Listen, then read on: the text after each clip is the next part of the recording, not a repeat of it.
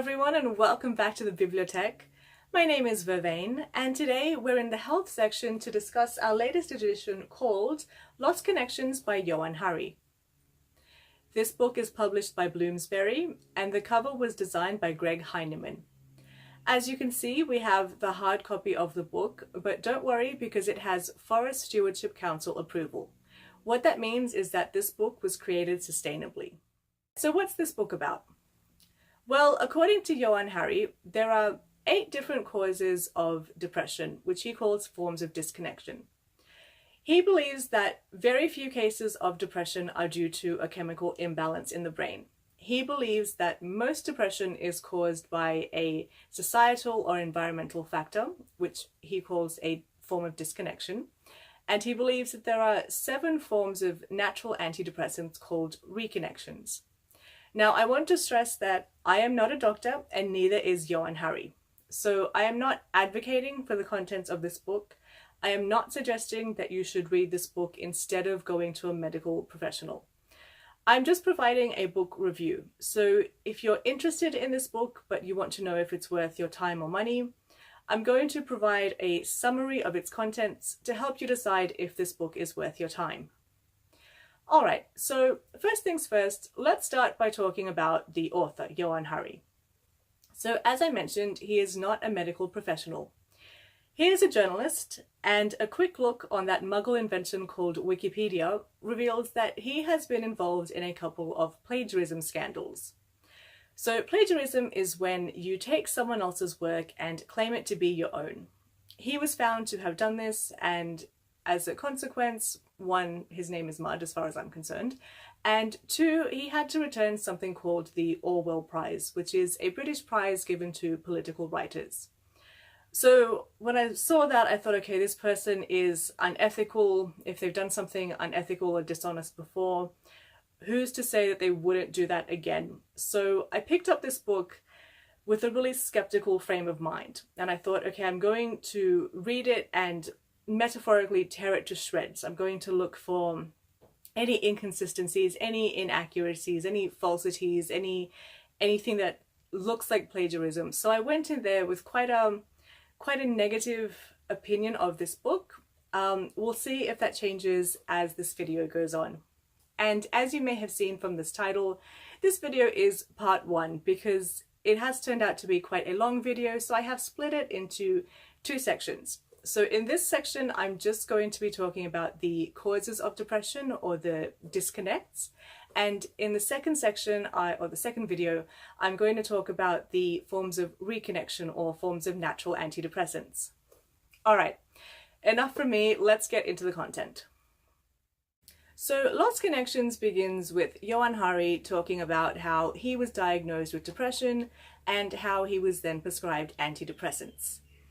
His life improved so much when he was taking these antidepressants that he then became an advocate for them, and whenever he spoke to someone who said that they were feeling a bit down, he would be like, here, would you like some of my pills? So as I mentioned, I already do not have a really good opinion of the author considering his plagiarism scandal. So when I hear that he is giving out his medication, I'm just thinking, oh my god, this is completely unethical and potentially dangerous. You don't know what this person's condition is. You don't know if they're taking any other medication. You don't know how your antidepressants could interfere with this person's existing medical conditions. So incredibly irresponsible and dangerous. So I thought, okay, yeah, I'm really not going to enjoy this book. The next thing that I didn't like was that a lot of the first couple of chapters are Hari's personal opinions. And look, that's fine, there's nothing wrong with voicing your opinion, but if you want to write an authoritative text, if you want to say, listen everyone, this is what causes depression and this is how you treat depression, you need to base those claims on more than just your one personal experience. Again, there's nothing wrong with personal experience, but everyone is different. Your circumstances are not everyone's circumstances. So just because something worked for you doesn't mean that it's going to work for everyone. If you want to write an autobiography and talk about your personal struggle with depression, fine, be as subjective as you like. But if you're writing something that's meant to be informative or authoritative for the masses, you need to base your claims on empirical evidence. So I really did not have a good impression of this author just based on the little bit that I knew about him personally and the first couple of chapters, which I found to be very subjective.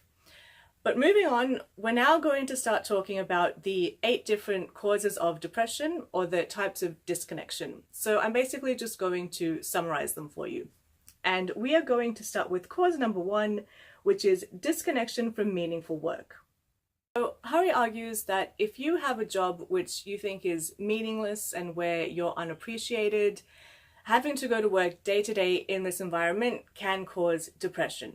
Whereas conversely, if you have a job that you enjoy, where you feel that you're making a valuable contribution to society, this will give you purpose and make you happier.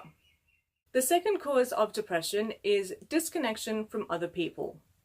So loneliness, to give it another name. And according to Hari, the way that you overcome this is by engaging with other people, whether it be one person or a group of people, and you engage with them in an activity that is meaningful to both of you.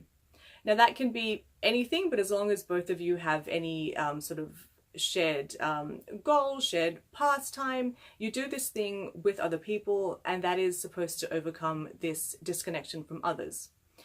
So you need both of these elements. You need to be with people and you need to be engaging with them. So for example, if you're going to a concert, you're with many other people in the crowd, you've all come together to see this particular band, so you all have that in common, you all want to see this band, and you're all singing along, or you're all clapping or jumping up and down, whatever it is. You're together and you're sharing this meaningful experience. You're all excited to see this band. You're all singing much louder together than you could just as one person, or you're clapping your hands more loudly as an entire group than you could as one person. Whereas conversely, if you're with people but not connecting, so let's say you're in an elevator, you're squished in with many people, but you're not connecting with them, you're avoiding eye contact, you don't know who these people are, you don't know where they're going from or coming to. You can be in a group, but you're not connected to that group. So to overcome loneliness, you need to be with people and engaging in an activity which is meaningful to both of you. The third cause of depression is disconnection from meaningful values. So broadly speaking, there are 2 different types of values. There's intrinsic and extrinsic.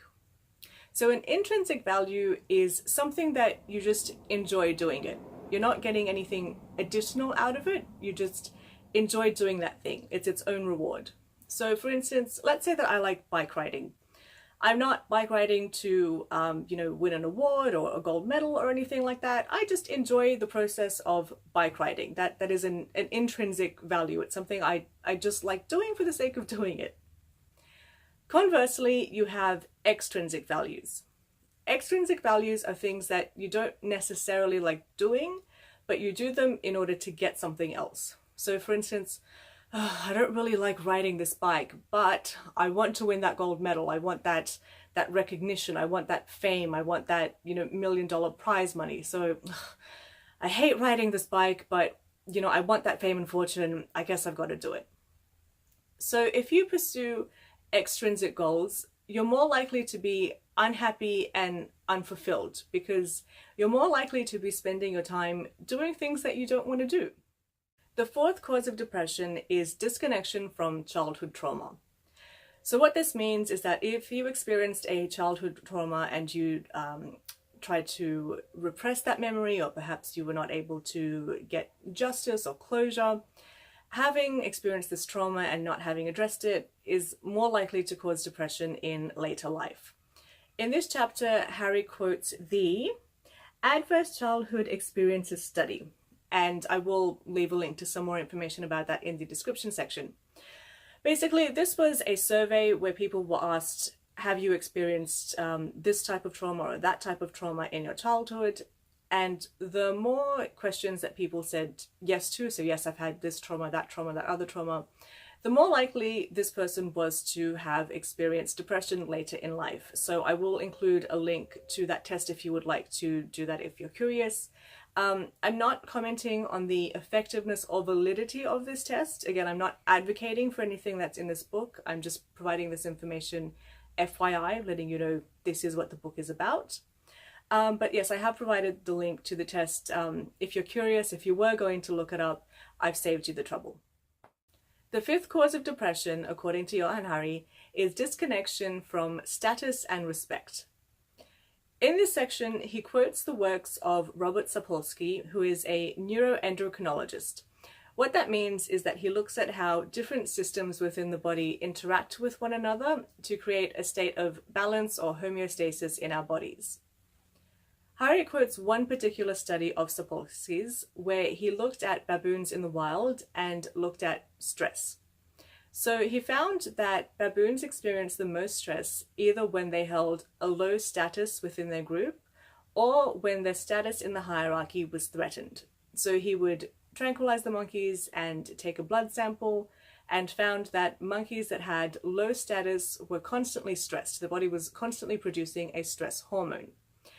And now here is where I think Hari has perhaps made the mistake of mixing up correlation and causation, because he then jumps ahead to other studies looking at depression in humans, and he finds that when a human being is depressed, they have the same kind of stress hormone in their body that baboons have when they're feeling stressed. So correlation versus causation, basically just because two things happen together or happen within close proximity of each other doesn't mean that A is causing B. So for instance, with rain and umbrellas. Okay, yeah, when it rains, maybe you see more people with umbrellas, but you don't know if A is causing B or if B is causing A, or maybe they have no relation whatsoever. Maybe C is causing both A and B to happen. So for instance, you can say, yeah, when it rains, there is a greater likelihood that you will see people carrying umbrellas, but it would not be correct to say carrying your umbrella makes it rain. So correlation and causation, just because two things are happening together does not mean you can definitely prove that A is causing B. So, okay, yeah, these baboons are feeling stressed and they've got this stress hormone when they have low status or when their status is threatened.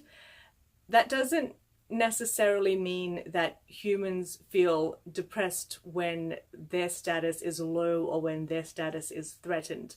Like I see where he's going with this, but yeah, it's just important not to mix up correlation and causation.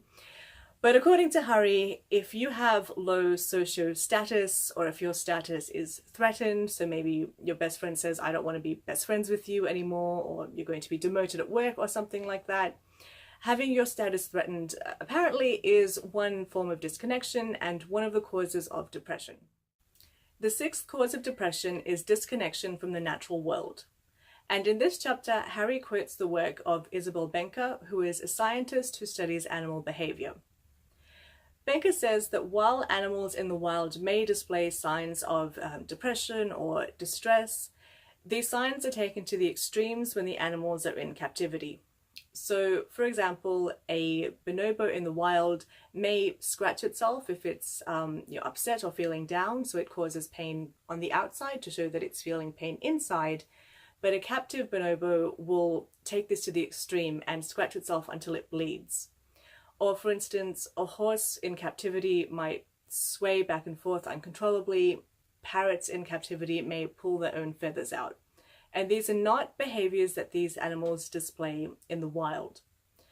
So the argument is that humans are animals, we're part of kingdom Animalia, and so if our relatives feel distress or depression when they're taken out of their natural habitat, why would humans be the exception? You know, we're animals too, why wouldn't we also feel distressed when we're taken out of the wild? So according to Hari, the sixth cause of depression or disconnection is disconnection from the natural world. The seventh cause of depression is feeling disconnected from the future or from having a hopeful future. So this is a state where you say, I have nothing to live for. There is no point in me getting out of bed in the morning. I have no future to look forward to. You need to have a reason to live. So whether that be providing for your family, whether it be advocating for a change in legislation, whether it be making some kind of scientific breakthrough, or whether it being the first person to achieve a certain accolade, whatever it is, you need something to motivate you to get out of bed in the morning, because that motivation to achieve X, it forms your identity. So you say, I'm a provider, or I'm a campaigner, or I'm a trailblazer. Having something to look forward to gives you something to do in the here and now, and it forms your identity. And if you don't have that, what's the point? What are you aiming for? What is the point of your time on this earth? So according to Johann Hari, having a disconnect from a hopeful future, not having something to aim for, not being able to envision yourself somewhere doing something in the future, is one cause of depression. Finally, Hari acknowledges the roles that genes can play in having depression.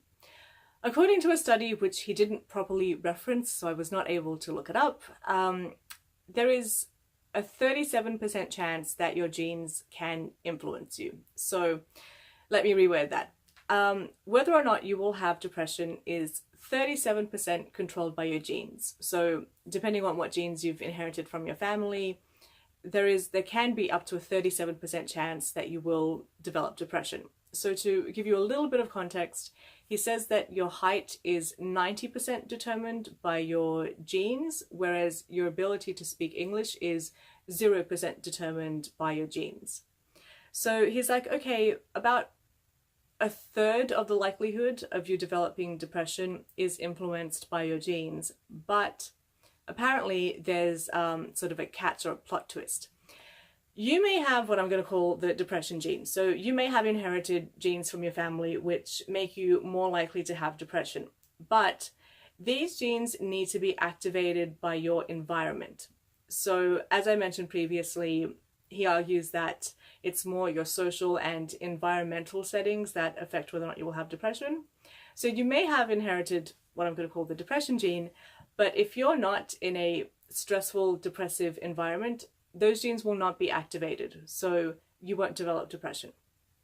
And to further stress this, Hari then quotes Sapolsky, who you may remember as the neuroendocrinologist who we quoted a little while ago, and Sapolsky has this to say. As Professor Robert Sapolsky explains, if you have a particular flavor of 5-HTT, you have a greatly increased risk of depression, but only in a certain environment. If you carry this gene, the study showed, you were more likely to become depressed, but only if you had experienced a terribly stressful event or a great deal of childhood trauma. Your genes can certainly make you more vulnerable, but they don't write your destiny.